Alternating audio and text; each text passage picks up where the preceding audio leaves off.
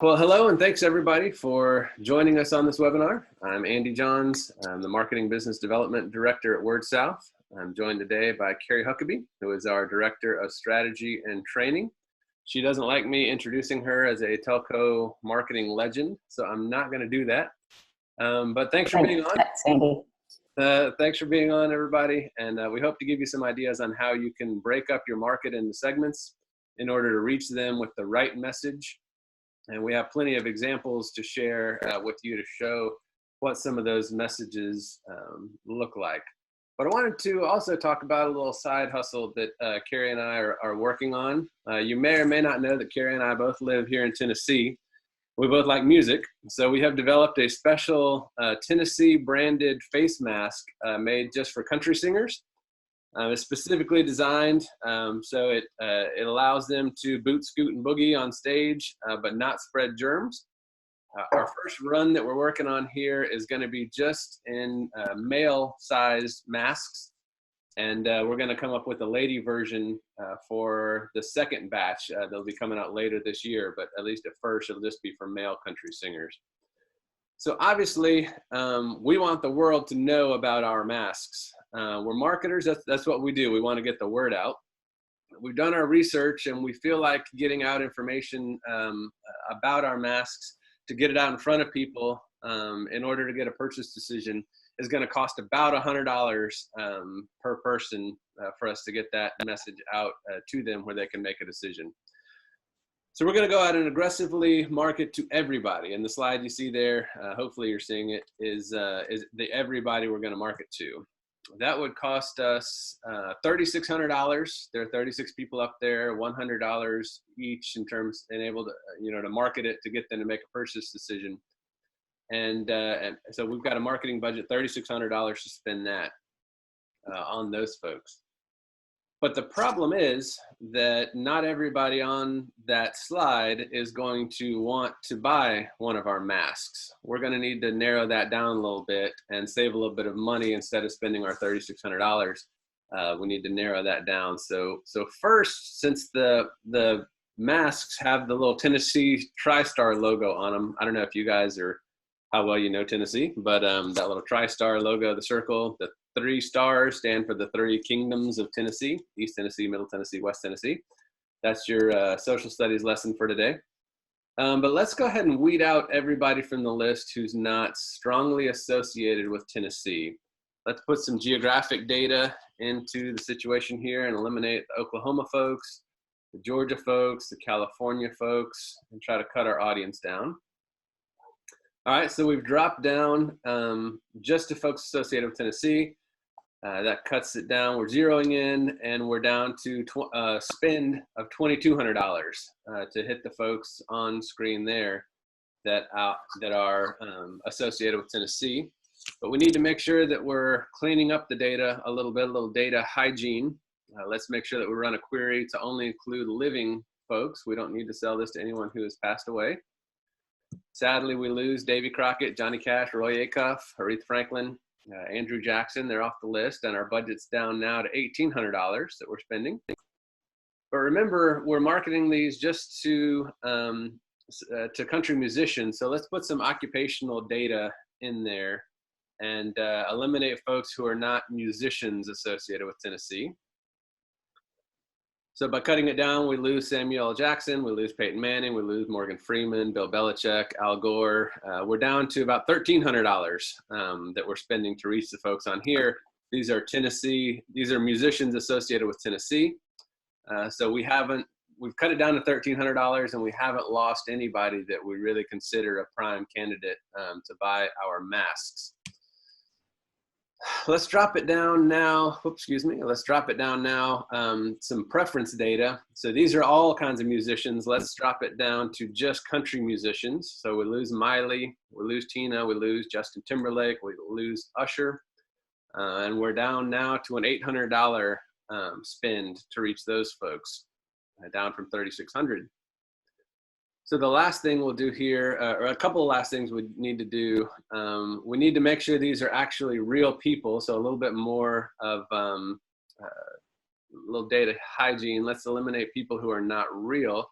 So that gets rid of Deacon from the that country music TV show, Nashville. So he's off the list. We only want to market to real people. And lastly, we know that in batch 1 here, we're only doing a men's size mask. So unfortunately, we're going to have to lose Dolly and Kelsey Ballerini. So after we put all those layers of data on there and segment the market, put a bunch of different layers to get this one specific segment that we're after, we're down to 5 prospects: Craig Morgan, Kenny Chesney, Hank Williams III, Big Smo, and Rodney Atkins. Those are going to be our 5 best candidates that we think are most likely to buy a men's country music Tennessee mask. And we're not spending the $3,600 that we talked about originally. We're only spending $500, but we're still getting it in front of the people that we really feel like are prime candidates to buy it.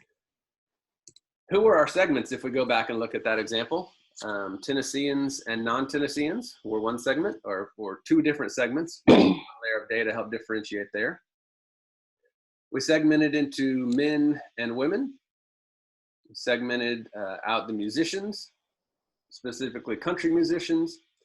And then we broke off segments of people that were dead, people that were fictional, and we only wanted the living segment of our market there. So this is, of course, fictional. Before any rumors get started, Carrie and I are not launching a face mask company, but I did like that example just to show you guys what the segments would be in that example. But Carrie's going to get us back on track with the segments that you guys have as an electric or a telco business. Not that a Tennessee mask is not a great idea, and it looked pretty good, Andy. So maybe we should talk about it. So thanks, Andy, and good morning to everyone. As Andy showed, you can really cast a really large net to speak to an audience, or you can just keep narrowing it down with a specific target, specific message. And I can remember while, in the marketing world, hearing presentations and hearing conversations about market segmentation. And I probably didn't pay enough attention to it as I should have then, because I thought, oh, I don't have the budget for that, or it's going to take more, or I don't have the right data to do it justice. So I continued that spray and pray method of marketing for a long time. And our consumers have changed, our environment is changing. Our consumers like a more personal message and a better connection. So I think that even supports the need for market segmentation, that you're talking to specific people and have a specific message. Of course, there's always those messages that need to go to everyone, your whole community, all your consumers, all your members, all your customers, and you're doing that through bill inserts, your newsletter, through the regional telco magazine. So, there's always that messaging that needs to be done to that whole audience. But I did figure out, as I went on, and I think it's true even today, that on a scale for market segmentation, you can have this scale of doing it on a very sophisticated level, on this end of the scale, the much easier, less sophisticated method, or you can come out right in the middle too, depending on what you have available to do. And I think it's also true that, we can market and segment based on assumptions and best guesses, because we do know a lot about the communities that we serve. We know a lot about the businesses. We know a lot about the people that live there. So there's always that degree of knowledge that you can use along with these other methods. So when Andy and I talked about it, we, in our industry, and there were 4 areas that we talked about that we felt like everybody can use. They're most common in our industry. And number 1, that's geography. Certain areas in your serving territory or where you're trying to target. Then there's household data. that you know yourself, that you may be tracking in your billing system, or you may be able to buy resources, and Andy will talk about that. Then there's your billing system, your own packages and services, the things that you know about the customers you've already have or have left. And then last, there's network data. So we're going to show you samples in each one of these categories and talk a little bit about how they were used. And then, hey, during this, feel free to raise your hand, post a question, because at the end, we'll try to answer those if we can. So, Andy, I think you're kicking it off with geographic data. Yes, thanks, Carrie. You're welcome. So the first one, I guess I want to start off with a quote. Marketing segmentation is a natural result of the vast differences among people. We're all very different people. Donald Norman is a researcher, professor, and author, director of the Design Lab at University of California, San Diego. But just the people on this call, we are different geographically. We are different in our preferences and our ages, all sorts of that. So of course your customers will be too. When we get into geographic segments, there are a bunch of different ways to slice and dice that. Obviously, the big ones that are drawn out on the map for us, you've got states, you've got communities, zip codes. All of that's going to be have slightly different variations among what the people are like there. I would urge you to think about how those communities are different. A lot of y'all may have college towns, or some of y'all may have college towns, university towns in your service area. I'll show some examples there in a moment. You may have seasonal residents, whether it's folks out by a lake or in the mountains, if they're cabins. You may have snowbirds that are headed south or coming back your way when it gets hot. There are a lot of different options there that can give you a clue geographically. The most interesting one I've heard lately, I know some folks do like a seasonal package or something where they'll offer just summertime if people come to mountain cabins. I don't know if Leanne is on or not, or somebody from Twin Lakes, but I think they had done a campaign with a segment for houseboat owners, which I thought was kind of interesting. So that's fun. Beyond that, I would say we can look geographically on a smaller level. You can look at new neighborhoods, and we've got a lot that we're going to share about on a neighborhood basis, how you can break things up. You can look at even school zones can give you a clue. If you know you're going to be hitting in a new area, building out a network or something where you're right in the school zone, maybe that high school is a good opportunity for you to reach some folks there. And I would even say that things like TV markets play a difference or play a role. As the, it's easy to see when you drive from Tennessee into Kentucky. I know a couple of folks, NCTC, Highland, a few other folks like that are right on that state line.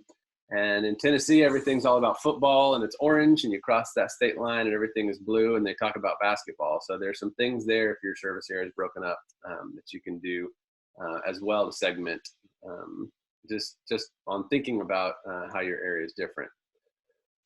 One of the things we've done, I've got some examples. I mentioned that Karen, who's on here, would recognize some of these things. This is something we did for WK&T.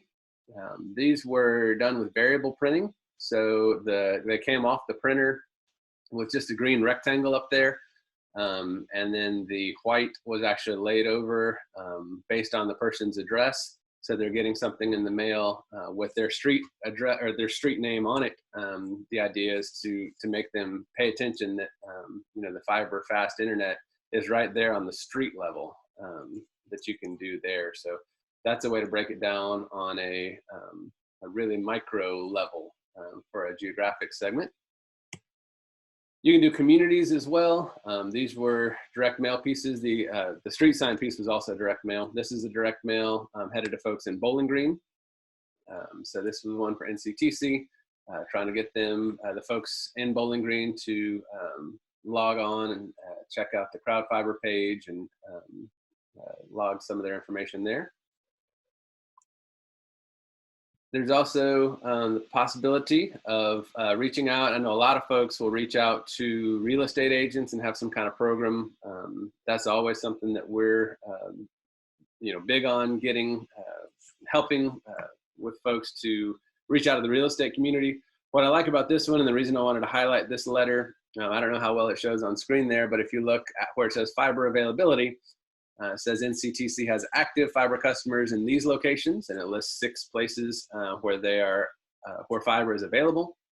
And then it has projects planned or under construction in the future, and it lists 5 other neighborhoods so that the real estate agents can know that it's coming.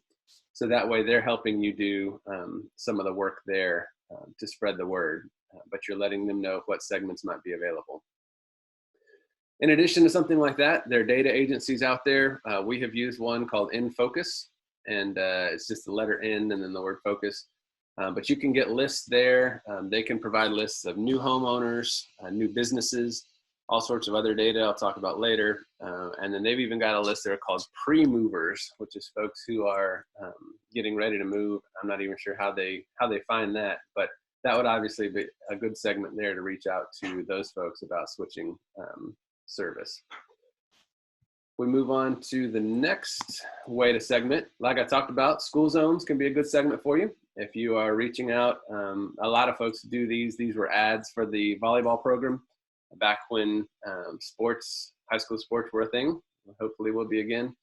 But there are ways, if you're going into a CLEC, or if your network is expanding into a school zone, having the plastic footballs or something for the cheerleaders throw in the stands with your name on it. Those are all ways of reaching that segment of folks that you're trying to target geographically.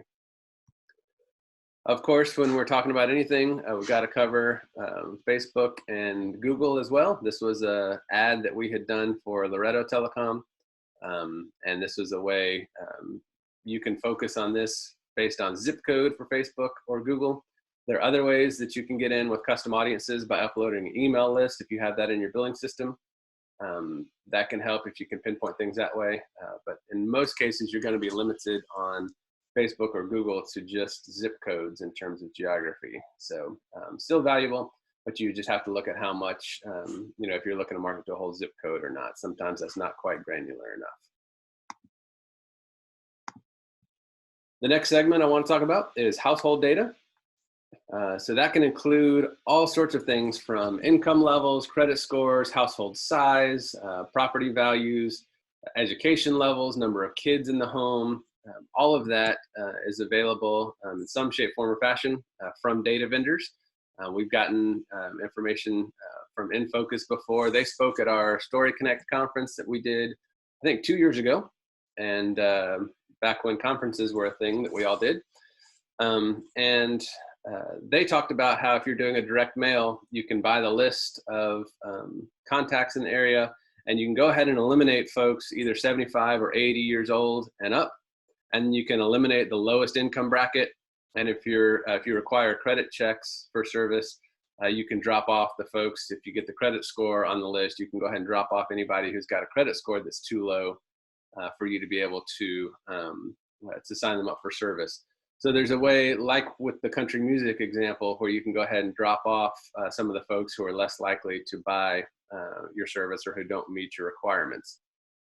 I'm not sure about all billing vendors, but I know NISC had a partnership for a little while with Nielsen, where there were all kinds of household data segments that you could pull from there.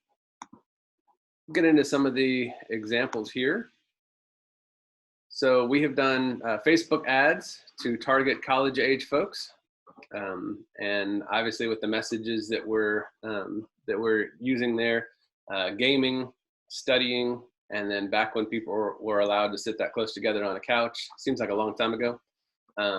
But those are all messages that we use Facebook to target people who fit college age bracket. So that was a segment there. With this one, I kind of hesitated to bring this one up, but we set this up on Google. This was for Troy Cable down in South Alabama. We set this up to run all over for everyone, but to particularly target folks with search terms or preferences related to video games, gaming industry, Hollywood news, mobile phones, internet service providers, and business services. Those were the terms that we had pointed this one towards. And with Troy, Alabama being home to Troy University, the tattoo, the bearded young guy seemed like a good fit. As a man who has grown a quarantine beard, I was happy to see that women responded well to this ad, but was surprised to see that the #1 segment on this ad was women 65 years and older, which was not exactly what we expected, but go figure. So I guess it's not always perfect, but I thought I'd bring that up.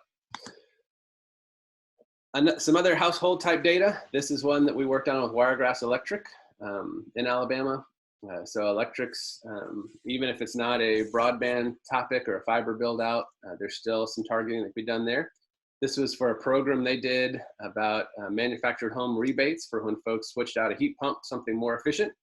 And so they had gotten together the information from folks with manufactured homes, and that was a segment based on that household data that they reached out to with this piece there. So a niche that I hadn't really thought about, but an important one for them, especially with a program like that. Beyond the data that you can purchase, just about everybody on the call, I would assume, can identify some of those upscale neighborhoods in your community without having to pull data on where the income's higher. If you just drive around, if you know your community as well as I'm sure you all do with your service area, you know that some neighborhoods are more upscale. And so this is a piece that we had done for NCTC. You can see the wording on there. This went out to the builders, I guess, while the neighborhood was being built. But it talks about the premier choice for premier builders. And it says right there in that little thought bubble, for a more technologically advanced home. So this is obviously one speaking to those higher end consumers. That was a segment we broke out there with them. So those are the first two items. I think Carrie was going to talk about, a lot of those are external data, but there's some internal data that you guys have as well that you can use there. Talk about segments for packages and services. I guess I better unmute myself here. Thanks, Andy. Probably this is the packages and services is probably where I did the most marketing as far as segmenting the audience. And we're all using internal billing systems with CNC codes and, that separate packages and services and what the customer subscribes to. I think the biggest thing with using your billing system is learning or figuring out how to corral all that information or how to bring it in some way that you can use it. I know some billing systems like NISC do have, they have marketing campaign that you can use, and I'm sure other billing systems have some sort of the same thing that you can collect some of that marketing information.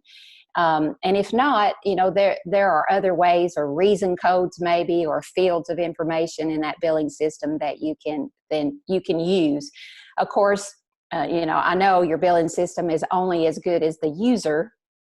So sometimes it's hard to get that information, but if you can, and you're documenting, there are markets or target audiences that you can go after.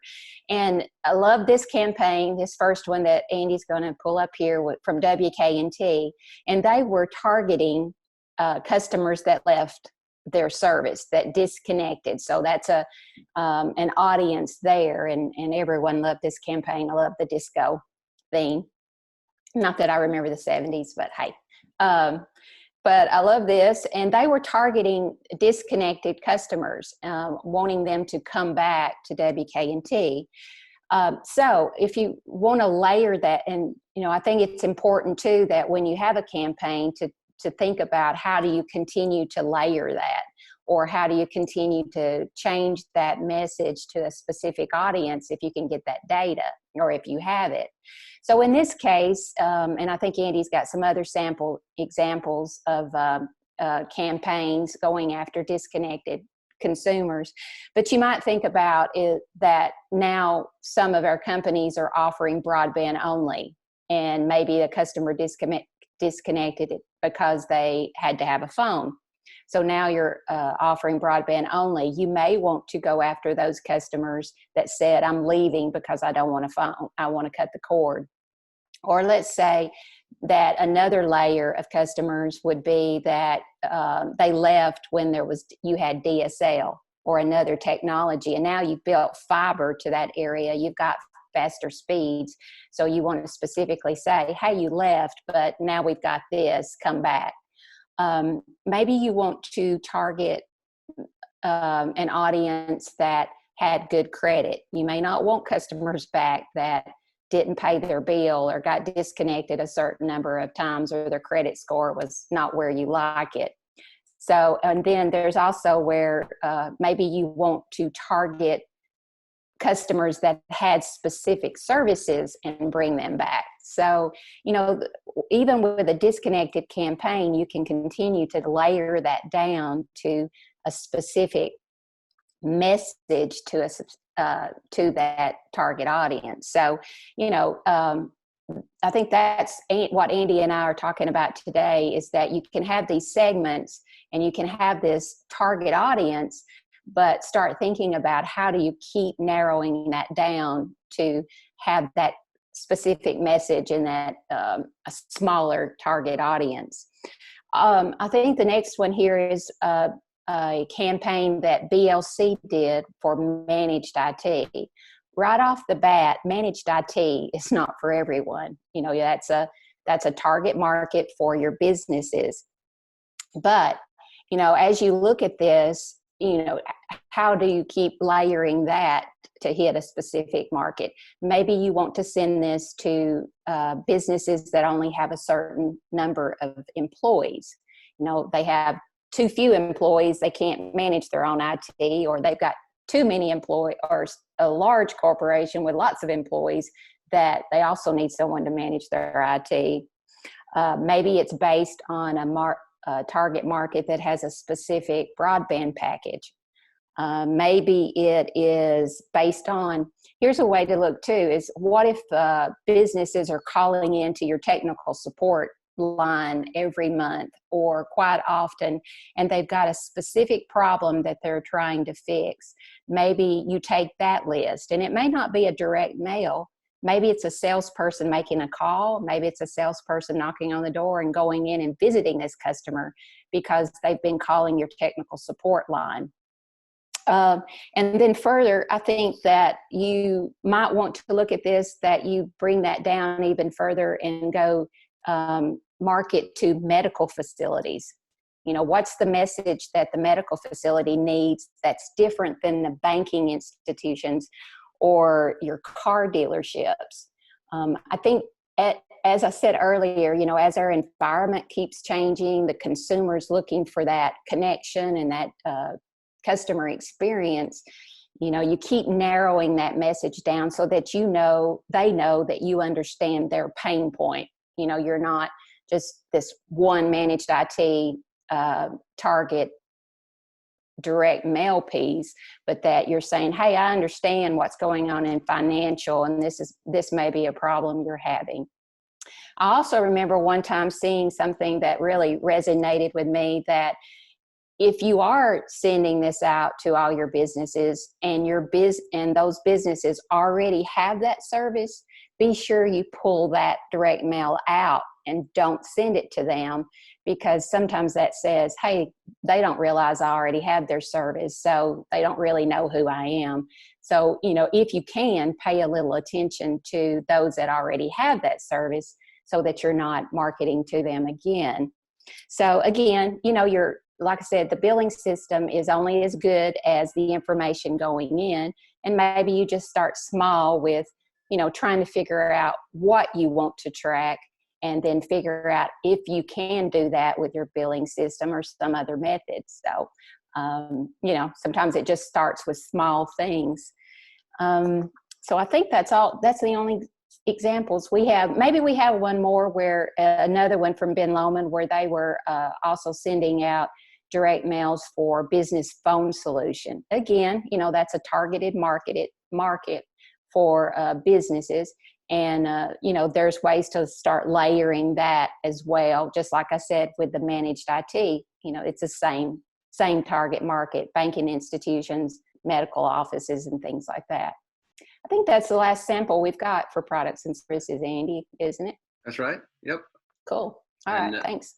Thank you, Carrie. I would add on too there are probably some things that you can learn from your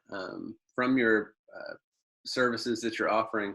You can start to tell if somebody has one of your higher speed packages. Maybe they've got gig service and they've got the premium TV options.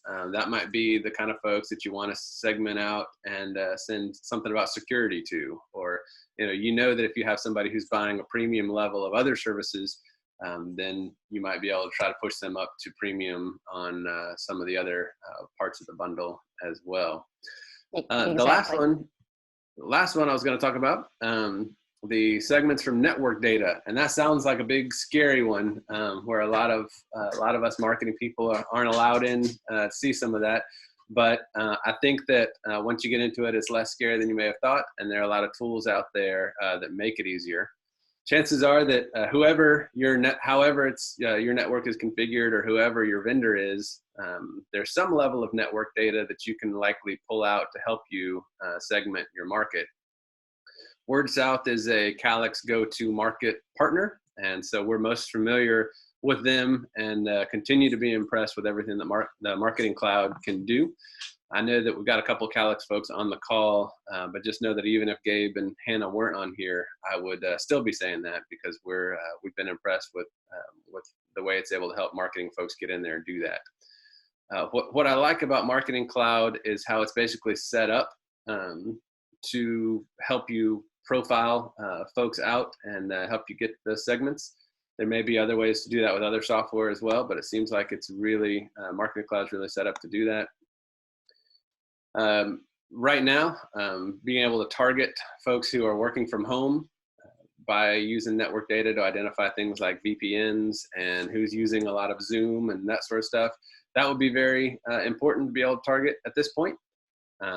If you can look and see that, these households have all of a sudden started using a lot of the work from home type tools in the last month or so, then those are prime folks to reach out to try to get them to upgrade to make their experience better as they work from home.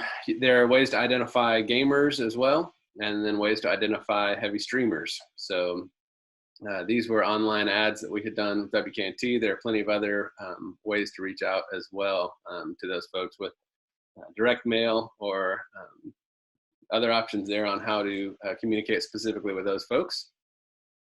If you're not using something like Marketing Cloud, if you don't want to get into the network data too heavily, you can do some of these same things by some survey questions, whether you send out a survey to everybody or whether you have that set up as part of your intake process, or if you've got it set up where whenever anybody calls in or interacts with you, you ask them 2 or 3 questions like, what are the primary uses of your Wi-Fi network, or what are some of the main, how many devices do you have set up at home, that sort of thing.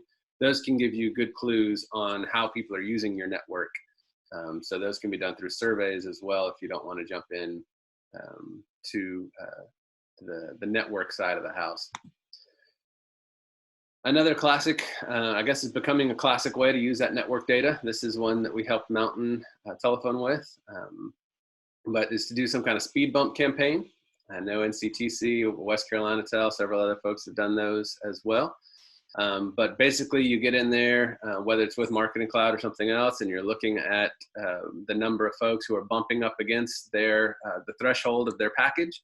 So you'd look at somebody that's, has a 25 meg or has a 10 meg package, and they're constantly redlining it up against there.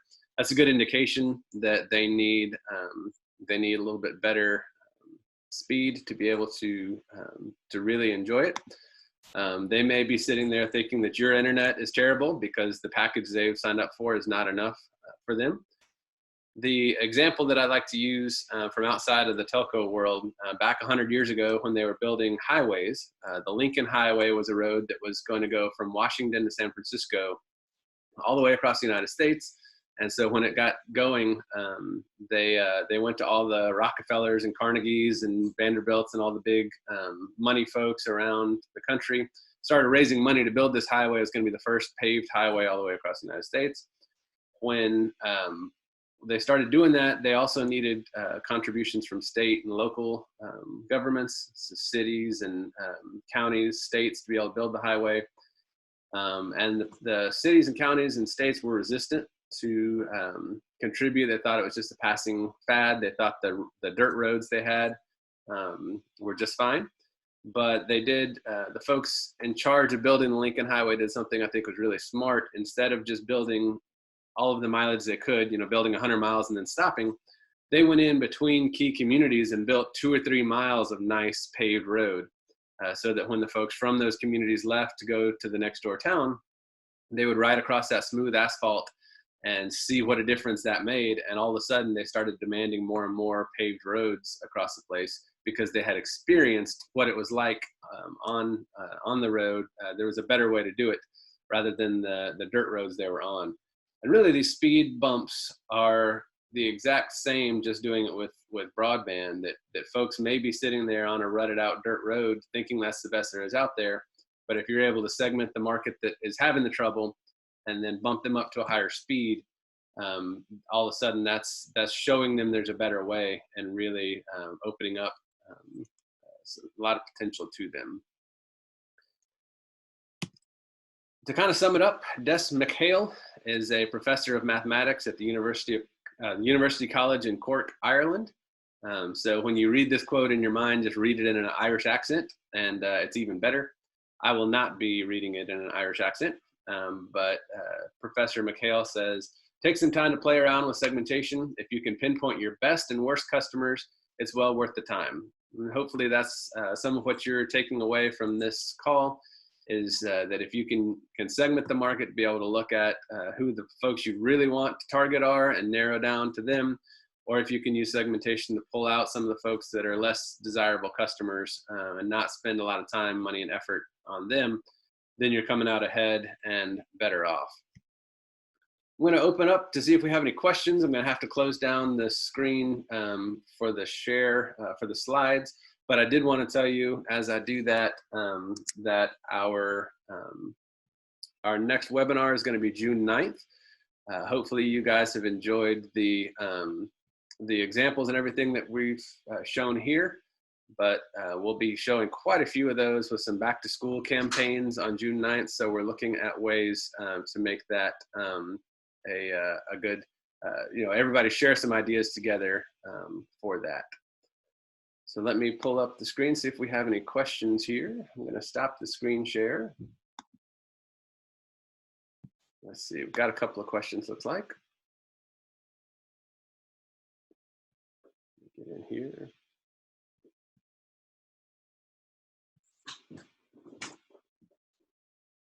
All right. Couple comments about my beard, which are mostly appreciated, I guess. If there are any other more serious questions, I'll take those. Let's see, reading this question here.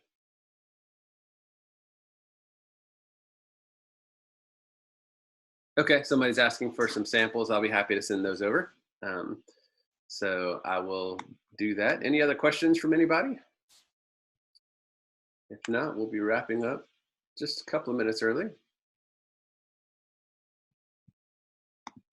Hey, Andy, did you say with the Info Avenue, I know we've used that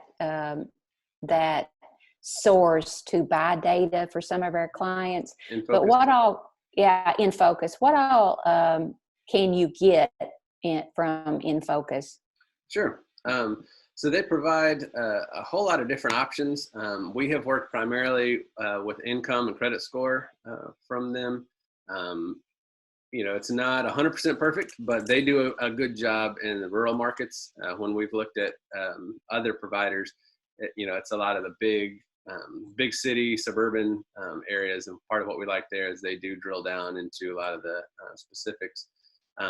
But the fields that they have, they've got them listed on their site. But I know the main ones we've used are income and credit scores. They do have the list of building permits and the pre-mover list, some stuff like that. So real estate related transactions, but some of their data also gets into household size and some of the other information there as well. So it might have the number in the household or school children or the grades and things, what grade they're in, maybe. Right. Some of that stuff's in there as well. And I believe there's also education attainment. So like whether it's master's degree folks or college degree folks, high school degree folks, those sort of things are also available. So it's not, great. I think they say they cover 99.9% of addresses. There's not every piece of information for every address, but it's certainly a start and certainly gets you headed in the right direction. So. Okay. I was curious about that, so I thought I'd ask that in case anybody else was too. So good. Thanks. Well, I appreciate everybody for joining. We're going to go ahead and wrap up here. Well, it looks like we may just had a question. Yes, Jan, thank you. I meant to say that we will be turning this presentation into a podcast. So it'll be audio only. That'll be available through our podcast channel, through the Story Connect, the podcast, wherever you get your podcast. We'll also have the video that we'll put in the next newsletter that goes out for the Story Connect newsletter that WordSouth sends out. So a couple of different ways to see the presentation over again. We'll include the slides as a separate PDF on there as well. So I appreciate that. Thank you, Jan, for that question. As I said, I hope to see everybody June 9th, wordsouth.com/webinar to sign up for our future presentations. We've got one on back to school campaigns, June 29th. August 25th, we have one, Don't Let Your Fall Events Fall Flat. And then we're going to be looking at the customer journey on the September 10th webinar. So we've got a few more scheduled and hope you guys will join us for those. Thanks for being here. Thank you, Carrie. Bye, everybody. Thank you. Thanks, Andy.